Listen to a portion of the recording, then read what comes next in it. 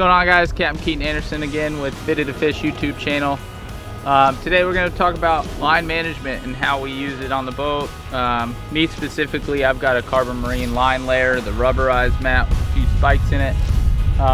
But when we're approaching a flat and when we're getting ready to fish, it's important to get your line situated and organized before we start trying to cast at fish. So ideally we're going to strip some line out for as long as we think we can cast in the conditions we're handed.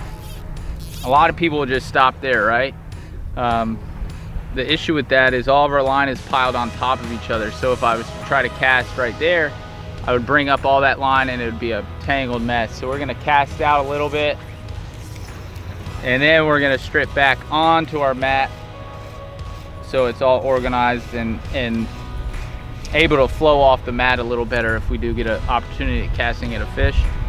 There's other options too. The one I like a lot is the Line Layer Pro. It's a great product and I recommend it. You can move it all around the boat depending on the wind situation, varying conditions and whatnot.